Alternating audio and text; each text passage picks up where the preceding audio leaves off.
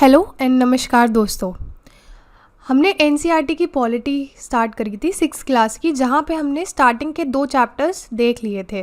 काफ़ी अच्छे से समझा था हमने इनको, और मैंने आपको कुछ क्वेश्चंस भी दिए थे करने के लिए, और आप सब ने किए भी। और कमेंट सेक्शन में मैंने देखा कि काफ़ी लोगों ने सही आंसर दिया। उसको हम बाद में डिस्कस करते हैं इस लेक्चर के एंड में। आज हम यूनिट 2 यानी कि गवर्नमेंट की बात करेंगे।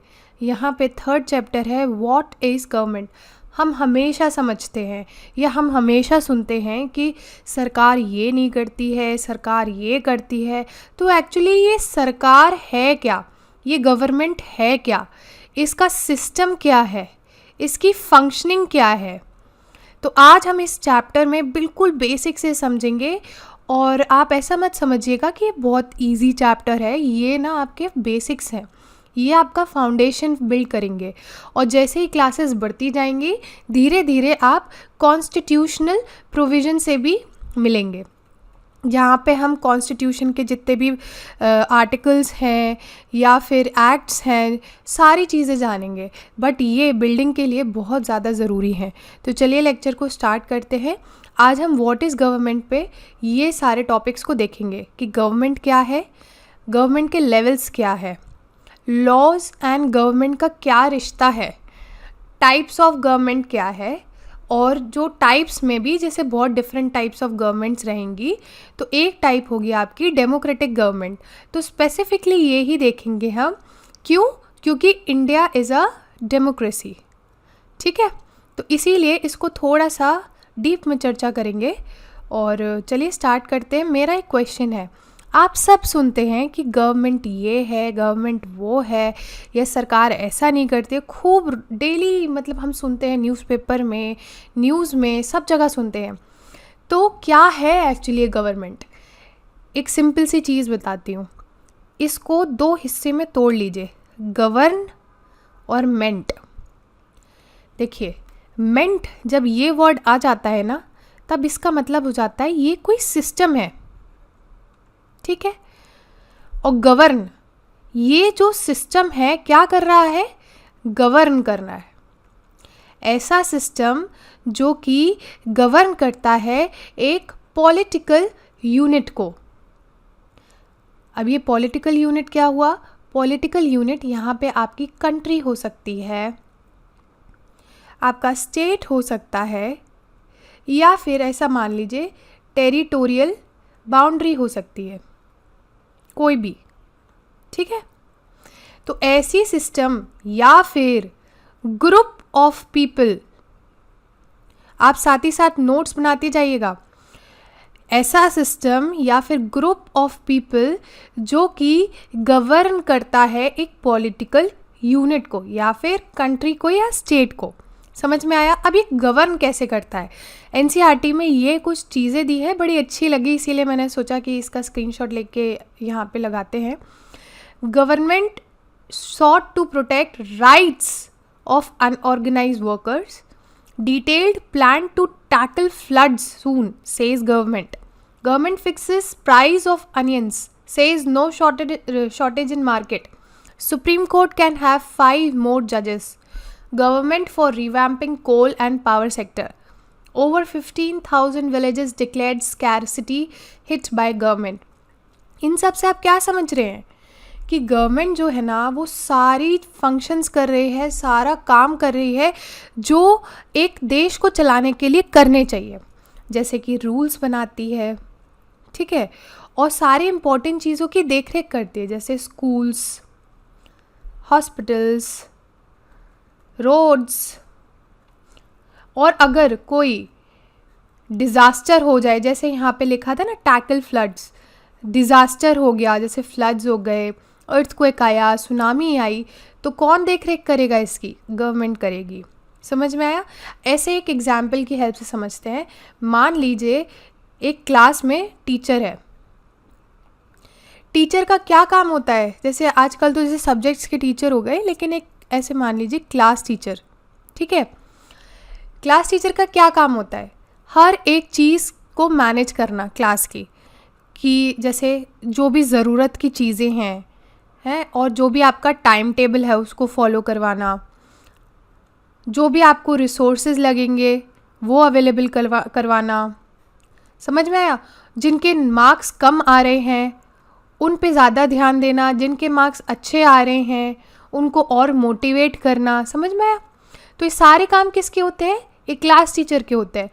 तो आप ऐसे ही समझ सकते हैं कि ये क्लास टीचर हमारा कौन हो गया? गवर्नमेंट, जो कि डिसिप्लिन को भी इंश्योर कर रहा है, हमारे रिसोर्सेज को भी इंश्योर कर रहा है, हमारे ये देख रहा है कि कौन अभी इतना काबिल नहीं है उसको काबिल बनाया जाए, स्कूल्स का इंतज़ाम करना, हॉस्पिटल का इंतज़ाम करना।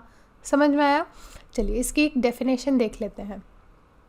Government is like a big team that helps run a country or a place. It's made up of people who are chosen to make decisions। अब जब हम आगे टाइप ऑफ गवर्नमेंट पढ़ेंगे ना, तो हम देखेंगे कि कैसे डिफरेंट टाइप ऑफ गवर्नमेंट को चूज़ किया जाता है और वो कैसे डिसीजन मेकिंग में हेल्प करती हैं। ठीक है, यहाँ पे मैं आपको एक चीज़ से इंट्रोड्यूस करवाना चाहूँगी जो कि है आर्टिकल 12 ऑफ द कॉन्स्टिट्यूशन। यहाँ पे ना स्टेट, आप इसको स्टेट यानी कि मध्य प्रदेश, उत्तर प्रदेश से कंफ्यूज मत करना। यहाँ पे स्टेट का मतलब होता है कंट्री।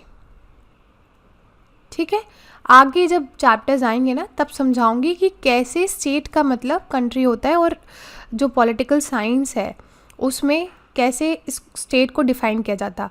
तो जो आर्टिकल 12 है ऑफ द इंडियन कॉन्स्टिट्यूशन, ये डिफ़ाइन करता है स्टेट को। ये ध्यान रखिएगा। अभी मैं डिटेल में नहीं जा रही हूँ क्योंकि यहाँ से बेसिक स्टार्ट हो रहे हैं, बट यहाँ पे गवर्नमेंट का जिक्र हुआ है इसीलिए मैं आपको बता रही हूँ कि आर्टिकल 12 में स्टेट को डिफ़ाइन किया गया है। ऐसे डिफ़ाइन नहीं किया गया है कि इट इज़ अ सिस्टम, ऐसा नहीं।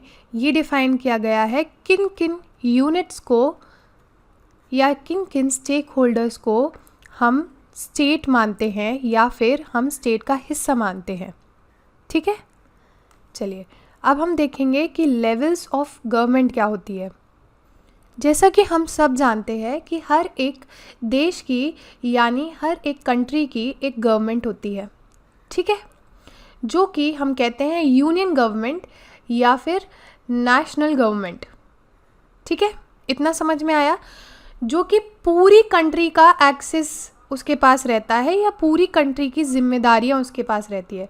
लेकिन आप एक बात बताइए कि मान लीजिए आपके पास बहुत बड़ा काम करने को आया, बहुत बड़ा प्रोजेक्ट आया, लेकिन आप हमेशा अकेले तो मैनेज कर नहीं सकते। अगर आप टीम बनाओ यानी कि आप टॉप पे रहो, आप अपने अंडर एक प्रोजेक्ट मैनेजर को लगा दो, मैनेजर एक टीम को लगा देगा जो कि प्रोजेक्ट को बनाएगी, तो ऐसे आपको नहीं लगता कि काम बहुत इजीली और बहुत अच्छे से निपट जाएगा? मान लीजिए ये जो टीम है आपकी, यहाँ पे कोई प्रॉब्लम आ रही है तो कौन हैंडल करेगा? उसके कलीग्स हैंडल कर सकते हैं। मान लीजिए चलो कलीग से भी हैंडल नहीं हुआ तो कौन हैंडल कर सकता है? मैनेजर हैंडल कर सकता है। चलो मैनेजर से भी हैंडल नहीं हो सका तो हो सकता है आप हैंडल कर लो। तो कितने लेवल ऑफ चेक्स होंगे यहाँ पे? समझ में आया? तो आप ऐसे ही लेवल्स ऑफ गवर्नमेंट को समझ सकते हो कि सबसे ऊपर जो होती है आपकी नेशनल गवर्नमेंट होती है यानी कि यूनियन गवर्नमेंट, फिर दूसरे आपके लेवल पे आती है स्टेट गवर्नमेंट, फिर आती है आपकी लोकल गवर्नमेंट। देखिए स्टेट गवर्नमेंट क्या हो गई, जैसे मान लीजिए हमारा जो इंडिया है वो छोटे छोटे स्टेट्स में काफ़ी बटा हुआ है। अब जैसे राजस्थान हो गया, ठीक है, यूपी हो गया, एमपी हो गया, बिहार हो गया, ऐसे बहुत सारे स्टेट्स में बटा हुआ है। तो यहाँ पे जो भी मतलब काम करवाना या रिसोर्सेज अवेलेबल करवाना या फिर जो भी गवर्निंग के सिस्टम होते हैं वो करवाना किसका काम होगा? वो स्टेट का काम होगा, स्टेट गवर्नमेंट का काम होगा। ठीक है, स्टेट गवर्नमेंट ने एक छोटी सी यानी कि थोड़े से जो पावर है वो दे रखी है किसको? लोकल गवर्नमेंट को। लोकल गवर्नमेंट क्या देखेगी? जैसे मान लीजिए आपके डिस्ट्रिक्ट्स हो गए, जो स्टेट्स हैं छोटे छोटे डिस्ट्रिक्ट्स में बटे हुए हैं, फिर विलेजेस में बटे हुए हैं। तो ये जो छोटी छोटी यूनिट्स हैं इनकी देखरेख कौन करेगा? Local government.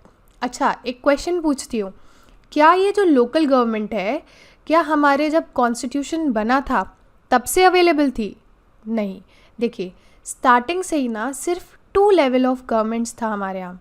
फिर 73rd amendment act and 74th amendment act, यहाँ पे संशोधन किया गया, अमेंडमेंट किया गया कॉन्स्टिट्यूशन में, और फिर लोकल गवर्नमेंट्स को ऐड किया गया। यानी कि डिस्ट्रिक्ट के लिए म्यूनिसिपैलिटी और विलेजेस के लिए पंचायत्स को ऐड किया गया। अब जो म्यूनिसिपैलिटी है ना, ये किस किस चीज़ों में डिवाइड रहती है? म्यूनिसिपल कॉरपोरेशन, म्यूनिसिपल काउंसिल, नगर पंचायत। यहाँ पे जो पंचायत है वो डिस्ट्रिक्ट पंचायत, इंटरमीडिएट पंचायत और विलेज पंचायत में डिवाइडेड रहती है। ये जो पार्ट है ना आपका लोकल गवर्नमेंट का, ये मैं आगे भी बताऊँगी, क्योंकि यहाँ पे जो इसका इंडेक्स है आप देख लीजिए कि लोकल गवर्नमेंट के बारे में बात करी गई है और यहाँ पे हम अच्छे से इसको समझेंगे। अभी हाल फिलहाल हम मोटा मोटा समझ लेते हैं कि लेवल्स ऑफ गवर्नमेंट क्या होता है। अब जो यूनियन गवर्नमेंट है, जैसे कि हमने जाना, इसके पास क्या फंक्शनिंग होती है, ये बड़े बड़े मुद्दों को देखेगा, नेशनल लेवल ऑफ मुद्दे। तो नेशनल लेवल ऑफ मुद्दे क्या हो गए आपके? फॉरेन रिलेशंस, ठीक है, और क्या हो गए? डिफेंस।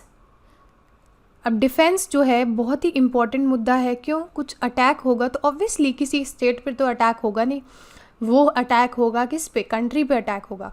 तो ये जितने भी इम्पोर्टेंट मुद्दे हो गए, ये किसके अंडर आते हैं? यूनियन गवर्नमेंट के अंदर आते हैं। स्टेट के अंदर क्या आता है? देखिए स्टेट के अंदर आता है पुलिस हो गई, एग्रीकल्चर हो गया। अब एजुकेशन, हेल्थ, ये ना दोनों के अंडर आता है। यूनियन भी देख लेता है इसको, स्टेट भी देख लेता है, ठीक है। तो ये सारे मुद्दे किसके अंदर आ गए? स्टेट के अंदर। अब ये लोकल गवर्नमेंट क्या देखती है? लोकल गवर्नमेंट जैसे म्यूनिसिपैलिटी हो गई, इनका काम क्या होता है कि पानी का सप्लाई हो। अपन नहीं सुनते हैं कि आज पानी नहीं आएगा या फिर आज पानी गंदा आया है, तो ये सब किसके काम होते हैं? म्यूनिसिपैलिटी के काम होते हैं। वाटर सप्लाई को देखना, रोड्स को देखना, सैनिटेशन को देखना, ठीक है। और पंचायत का क्या क्या काम हो गया? पंचायत का काम हो गया एग्रीकल्चर को देखना, ठीक है, लोकल इंफ्रास्ट्रक्चर को देखना, स्मॉल स्केल जो इंडस्ट्रीज़ होती हैं आपकी, जो कि विलेजेस में काफ़ी कॉमन है, तो उन सब को पूरा देख रेख करना। ये सब किसका काम हो गया? आपकी पंचायत का काम हो गया। अब समझ में आया कि लेवल्स ऑफ गवर्नमेंट कैसे काम करती है और क्यों ज़रूरी है गवर्नमेंट का लेवल होना।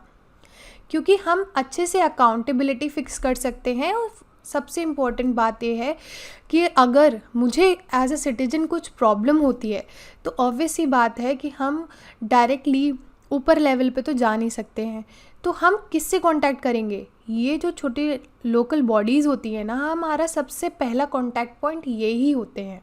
अगर हमें कोई इशू आता है तो हम सबसे पहले इनके पास जाते हैं। अगर हमारा मैटर सॉल्व नहीं होता है तब हम धीरे धीरे ऊपर की स्टेजेस पे जाते हैं। समझ में आया? ऐसी कोर्ट भी काम करता है, वो आगे देखेंगे हम। और ये आपका हो गया लेवल्स ऑफ गवर्नमेंट। अब हम बात करते हैं लॉज और गवर्नमेंट के क्या रिश्ता है। मतलब गवर्नमेंट जो है वो लॉज बनाती है, आपको भी पता है, तो इन दोनों के बीच में रिलेशन क्या है? देखिए जो सरकार है ना वो लॉज बनाती है। लॉज का काम क्या होता है? देखिए लॉज का काम होता है अनुशासित करना या फिर डिसिप्लिन रखना। ऐसे तो एक बात बताइए, अगर डिसिप्लिन ना हो, अगर लॉज ना हो, तो आप मेरी भी हत्या कर सकते हो, मैं आपकी भी हत्या कर सकती हूँ। ऐसे तो बहुत ज़्यादा एनार्की फैल जाएगी, यानी कि कोई रूल्स रेगुलेशन कुछ नहीं रहेगा, तो लाइफ भी क्या रहेगी? बेकार रहेगी। स्टैंडर्ड ऑफ लिविंग नहीं रहेगा, कोई भी किसी को मार रहा है, समझ गए? तो इसीलिए ये सब ना हो, लाइफ की एक प्रॉपर फंक्शनिंग हो, तो उसके लिए क्या ज़रूरी है? लॉज का होना ज़रूरी है। तो कौन बना रहा है लॉज? गवर्नमेंट बना रही है लॉज। और इन लॉज को इसीलिए ज़रूरी होता है कि हर कोई फॉलो करे, तभी गवर्नमेंट अच्छी तरीके से फंक्शन कर सकती है। ऐसे आपने कई जगह देखे हैं जहाँ पे लॉज को अच्छे से फॉलो नहीं किया जाता है, वहाँ पे गवर्नमेंट गिर जाती है, मतलब जो प्रेजेंट गवर्नमेंट है उसको हटा दिया जाता है। ऐसे बहुत सारे एग्जाम्पल्स देखे होंगे आपने। अफ़गानिस्तान देखा है कि कैसे जब लोग फॉलो ही नहीं कर रहे थे उसको, फिर तालिबान आया, है ना। कोई लॉ एंड ऑर्डर नहीं था, तो इसीलिए जो स्ट्रॉन्ग गवर्नमेंट नहीं होती है जहाँ पे, तो वहाँ पे क्या होता है, सरकार गिर जाती है। समझ में आया?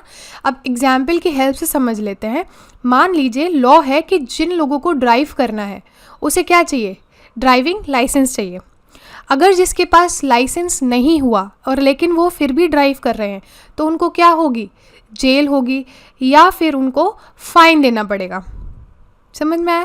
तो इसका क्या मतलब है, इसका ये मतलब है कि गवर्नमेंट का काम मेकिंग लॉ है, एग्जीक्यूटिंग लॉ है, मतलब ये इंश्योर करना कि सारे लोग रूल को फॉलो कर रहे हैं या लॉज को फॉलो कर रहे हैं, और जो लॉज को फॉलो नहीं कर रहा है तो उसके लिए क्या हो रहा है, पनिशमेंट हो रही है। पनिशमेंट का मतलब क्या है, एजुडिकेशन। समझ में आया? इसका मतलब होता है कि जो फॉलो नहीं कर रहे हैं उनको पनिश करना। ठीक है, तो ये तीनों काम किसके हो गए, गवर्नमेंट के हो गए। इसीलिए कहते हैं कि लॉज का फॉलो होना बहुत ज़्यादा ज़रूरी है गवर्नमेंट के फंक्शनिंग के लिए। Just like the government has the power to make decisions, similarly it has power to enforce its decisions. मतलब मेकिंग लॉज भी हो गए, एग्जीक्यूटिंग लॉज भी हो गए एंड एडजुडिकेशन भी हो गया। अब एक और बात बताती हूँ, गवर्नमेंट के साथ साथ लोग भी अपने अधिकारों के लिए कोर्ट जा सकते हैं। कि मान लीजिए मेरे किसी फंडामेंटल राइट का उल्लंघन हो गया, तो जब उल्लंघन हो गया तो अब मैं क्या करूँगी, मैं मान लीजिए जॉब है मेरी, ठीक है, और मेरा अधिकार है मुझे पब्लिक सेक्टर में जॉब मिलना, मेरा एग्ज़ाम क्रैक हुआ है और अब मेरा अधिकार है कि मुझे वहाँ पे जॉब मिलनी चाहिए। ठीक है, लेकिन अगर मेरे साथ पार्शियलिटी हो रही है या मुझे जॉब नहीं दी जा रही है तो मैं क्या करूँगी, मैं जाऊँगी कोर्ट के पास। क्या इन्फोर्स करने के लिए, अपने अधिकारों को इन्फोर्स करने के लिए। तो ऐसे ही गवर्नमेंट के साथ साथ लोग भी अपने अधिकारों के लिए कोर्ट जा सकते हैं, एडजुडिकेशन मांग सकते हैं। समझ में आया? चलिए अब हम बात करते हैं कि गवर्नमेंट्स के टाइप क्या क्या होते हैं। पूरे वर्ल्ड में अलग अलग टाइप्स की गवर्नमेंट होती हैं, तो यहाँ पे हम समझेंगे कि ये जो डिफरेंट टाइप ऑफ गवर्नमेंट्स हैं ये होती क्या है और इंडिया में क्या कौन सी फॉलो होती है। देखिए, जो सबसे पहले और जो सबसे सक्सेसफुल टाइप ऑफ गवर्नमेंट है वो ऐसा मान लीजिए कि ये डेमोक्रेसी हो गई आपकी। डेमोक्रेसी, मैंने जैसे आपको ब्रेकेज करना सिखाया था ना, ऐसे आप इसको ब्रेक करिएगा। डेमो, डेमो का मतलब है पीपल, लोग। तो ये जो गवर्नमेंट होती है ये टू द पीपल होती है, बाय द पीपल होती है, फॉर द पीपल होती है। मतलब हमारे जैसे, आपके जैसे जो लोग हैं वो पार्टिसिपेट करते हैं पॉलिटिकल एक्टिविटीज़ में और गवर्नमेंट को बनाने में और डे टू डे फंक्शनिंग के लिए। ठीक है, जैसे एग्जाम्पल हो गया इसका इंडिया, यूएसए। अब यूएसए को बोला जाता है सबसे पुरानी डेमोक्रेसी है, और इंडिया को क्या बोला जाता है, इंडिया को बोला जाता है कि वर्ल्ड की सबसे बड़ी डेमोक्रेसी है, सबसे बड़ा लोकतंत्र है। लोकतंत्र, इसका मतलब है जब हम वोट करने जाते हैं, अपने रिप्रेजेंटेटिव्स को इलेक्ट करने जाते हैं, तो जो वोटिंग टर्नआउट है, मतलब जो लोग वोट कर रहे हैं, जिस तादाद पे लोग वोट कर रहे हैं, हमारी जो संख्या है वो सबसे ज़्यादा है वर्ल्ड में। तो इसको हम क्या कहते हैं, डेमोक्रेसी। ठीक है, दूसरी टाइप ऑफ गवर्नमेंट आती है थियोक्रेसी।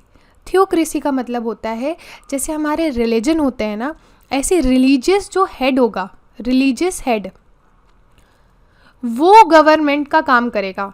मतलब वो अपने आप को क्या कहेगा कि मैं गवर्नमेंट हूँ, उसको लोग इलेक्ट नहीं कर रहे हैं, लेकिन वो क्या है, रिलीजियस हेड है, इसीलिए वो काम करेगा एज अ गवर्नमेंट, मतलब वो सारे डिसीजंस बनाएगा।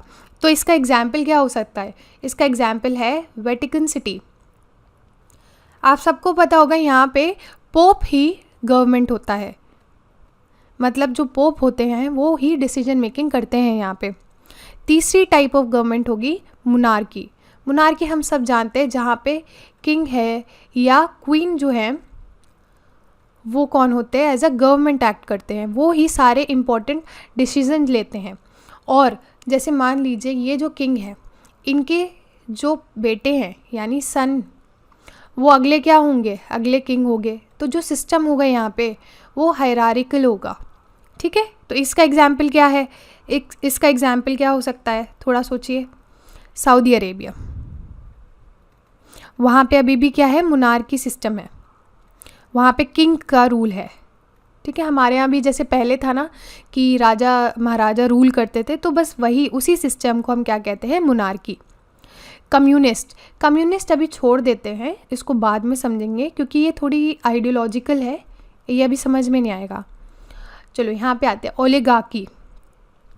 ओलिगार्की क्या होता है, जैसे छोटा सा एक ग्रुप मान लीजिए लोगों का, ठीक है, जो जिनके पास बहुत पैसा है, वेल्दी हैं और काफ़ी इन्फ्लुएंशियल होते हैं सोसाइटी में काफ़ी। तो जो ये ग्रुप है, ये क्लब है लोगों का, वो ही रूल करते हैं, उनकी ही क्या होती है, गवर्नमेंट होती है। तो उसको क्या कहेंगे हम, उसको कहेंगे हम ओलिगार्की। मतलब इनको इलेक्ट नहीं किया गया, बस उनके पास क्या है, खूब पैसा है, खूब इन्फ्लुएंशियल पावर है, इसीलिए वो क्या कर रहे हैं, रूल कर रहे हैं, ठीक है। ये क्या होगी, ओलिगार्की। इसका एग्जाम्पल क्या होगा, एक टाइम पे ना रशिया जो था वो ओलिगार्की था, आज के टाइम की बात नहीं कर रही हूँ, पहले, जहाँ पे कुछ अमीर लोग और कुछ इन्फ्लुएंशियल लोग ना रूल करते थे। तो रशिया पहले के टाइम पे क्या हुआ करता था, ओलिगार्की। अब ये आता है डिक्टेटरशिप। यहाँ तो आप सब लोग वाकिफ़ होंगे, हिटलर।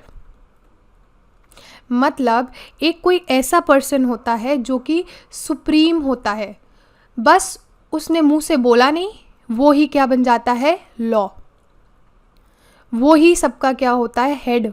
सिर्फ एक ही पर्सन, वो येस और नो नहीं सुनता है, जो उसने बोल दिया बस वही सब कुछ सही है। इसका एग्जाम्पल क्या हो गया, इसका एग्जाम्पल हो गया आपका आज का नॉर्थ कोरिया।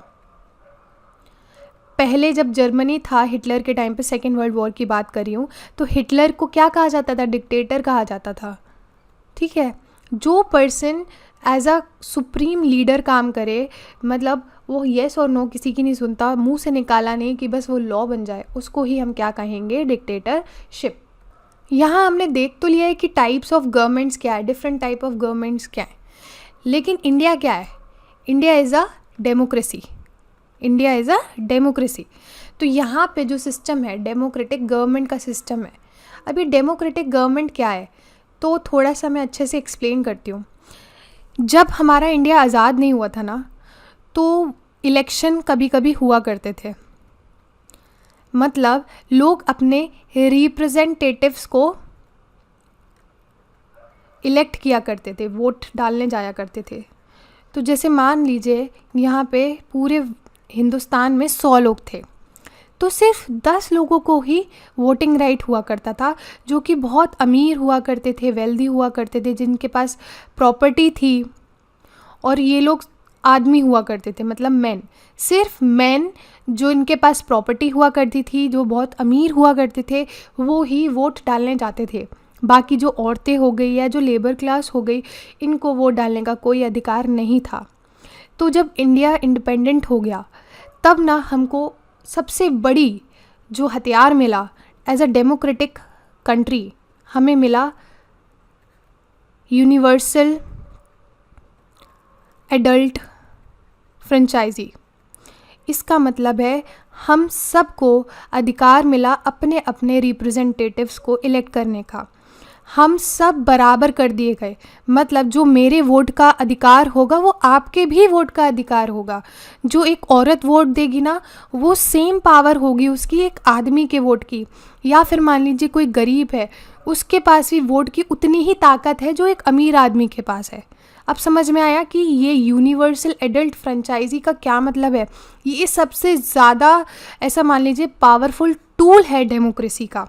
इसके बिना डेमोक्रेसी एग्जिस्ट कर ही नहीं सकती है। जब आज़ादी के पहले हमारे पास अधिकार नहीं हुआ करते थे ना, तब लोगों को बहुत गुस्सा आता था। ऐसे ही उनमें से एक लोग थे महात्मा गांधी जी। वो भी बिल्कुल पसंद नहीं करते थे कि क्यों ही सिर्फ कुछ लोगों को अधिकार है वोट डालने का। तो उन्होंने अपनी एक जर्नल, यानी कि जिसका नाम है यंग इंडिया, एक सेकेंड पेन को सिलेक्ट कर लूँ, यंग इंडिया, उन्होंने 1931 में लिखी थी। उसमें उन्होंने अपना गुस्सा को प्रकट किया है। उन्होंने बोला, I can not possibly bear the idea, मतलब मैं इस आइडिया को बिल्कुल डाइजेस्ट नहीं कर पा रहा हूँ कि अ man who has got wealth should have a vote. मतलब जिसके पास पैसा है उसके पास पावर है वोट करने की, but that a man who has got character but no wealth or literacy should have no vote. मतलब जिसके पास कैरेक्टर है, जो बहुत अच्छा इंसान है, पर उसके पास दौलत नहीं है और उसके पास कोई पावर भी नहीं है वोट करने की, और that a man who works honestly by sweat of his brow day in and out should not have the vote for the crime of being a poor man. मतलब कि जो आदमी बहुत ईमानदारी से अपना काम कर रहा है, अपने पसीना बहा रहा है पूरे दिन और रात, उसको पावर नहीं है वोट करने के लिए। क्यों? उसका क्राइम क्या है कि वो सिर्फ गरीब आदमी है। तो इनका ये गुस्सा था, ये बताना चाह रहे थे कि सबके पास इक्वल अधिकार होना चाहिए वोटिंग करने का। तो इसीलिए after independence universal adult franchise को इम्पोर्टेंट बनाया गया। और मैं आपको बता दूँ, जब कॉन्स्टिट्यूशन बन रहा था ना, और ये यूनिवर्सल एडल्ट फ्रेंचाइजी कॉन्स्टिट्यूशन में डाला जा रहा था, तब ना वोटिंग एज क्या थी? 21। बट फिर देखा गया कि 21 ना कुछ ज़्यादा ही मतलब बड़ी एज है, तो इसको 61st अमेंडमेंट एक्ट से 1989 में अमेंडमेंट एक्ट लाया गया 61st, और वहाँ पे वोटिंग एज क्या कर दी गई? 18th। मतलब अगर आप 18 साल के हो गए तो आप अब वोटिंग डालने के लिए एलिजिबल हो। एलिजिबिलिटी जो क्राइटेरिया है उसको कम कर दिया गया, मतलब एज को 21 से क्या कर दिया गया? 18। ये सारी चीज़ें इंपॉर्टेंट है और यूपीएससी यहाँ से डायरेक्ट क्वेश्चंस पूछती है। ये कॉन्स्टिट्यूशनल अमेंडमेंट एक्ट्स हो गए या फिर आर्टिकल्स हो गए, जैसे मैंने आज आपको 12th बताया, और कल जब हम बात कर रहे थे डाइवर्सिटी की और डिस्क्रिमिनेशन की, तो मैंने आर्टिकल 17 की भी बात करी थी, जहाँ पे मैंने आपको बताया था अनटचेबिलिटी से रिलेटेड है ये आर्टिकल। तो ये सारी चीज़ें इंपॉर्टेंट है, यूपीएससी डायरेक्ट ही क्वेश्चन पूछ लेती है। यूपीएससी ने पूछ रखा है कि आर्टिकल 21 का क्या मतलब है, ये क्यों है, तो राइट टू प्राइवेसी कहाँ पे आता है, तो ये सारी चीज़ें इसी के अंडर आती हैं। तो आप ये सारे आर्टिकल्स को भी अलग से लिखते जाइए अपने नोट्स में। तो चलिए अब कल के क्वेश्चंस डिस्कस कर लेते हैं। कल मैंने आपको कुछ क्वेश्चंस दिए थे। तो पहला क्वेश्चन है, India has more than 16,000 languages that are spoken as people's mother tongues. ये बिल्कुल सही बात है, मैंने आपको बताया था। Prejudice means judging people negatively, हाँ, और सीइंग देम एज इन्फीरियर, क्योंकि हम सबसे अच्छे हैं, सामने वाला अच्छा नहीं है, बिल्कुल सही बात है।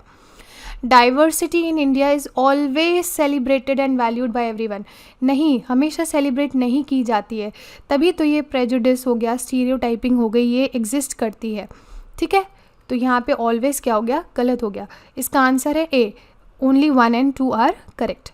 Now second question, first statement है, स्टीरियोटाइप्स आर फिक्स्ड आइडियाज और images that society creates about how boys and girls should behave. बिल्कुल सही बात है, हमने बोला था ना, ये धारणा बना ली जाती है पूरे एक कम्युनिटी के लिए, पूरे ग्रुप ऑफ पीपल के लिए स्टीरियोटाइपिंग में। ठीक है, सेकेंड स्टेटमेंट है, stereotypes can prevent us from recognising the unique qualities and skills of each individual. बिल्कुल सही बात है, तभी तो हम ये अलग कर पाते हैं कि हाँ, बॉयज़ सुपीरियर हैं, गर्ल्स अच्छे नहीं हैं, या फिर पर्टिकुलर कम्युनिटी बहुत सुपीरियर है, दूसरी कम्युनिटी बहुत इन्फीरियर है। ठीक है, तो इसका आंसर हो गया ए, कि दोनों तो सही हैं और 2 जो है बिल्कुल सही एक्सप्लेनेशन है 1 का। Third question is, discrimination occurs when people act on their prejudices or stereotypes, treating others unfairly based on factors like religion, language and economic status। बिल्कुल सही बात है। डिस्क्रिमिनेशन कब होता है? जब हम अपनी धारणा पे एक्ट करने लगते हैं और जो हमने सोचा है कि सामने वाले का रिलीजन अच्छा नहीं है, या ये हमारी जैसी लैंग्वेज नहीं बोल रहा है, या ये गरीब है या अमीर है, तो हम क्या करने लगते हैं? भेदभाव करने लगते हैं। ये बिल्कुल सही बात है। दूसरा है, economic background like being poor is a form of diversity. नहीं यार, ये डाइवर्सिटी कैसे हो सकती है? इकोनॉमिक बैकग्राउंड तो हमने चूज़ ही नहीं किया है ना, तो ये हमारी डाइवर्सिटी नहीं होगी। It is not a form of diversity, it is a form of discrimination. ठीक है, भगवान ने तो हम सबको बराबर बना के भेजा है ना इस चीज़ में, हम कैसे बोल सकते हैं कि डाइवर्सिटी का फॉर्म है?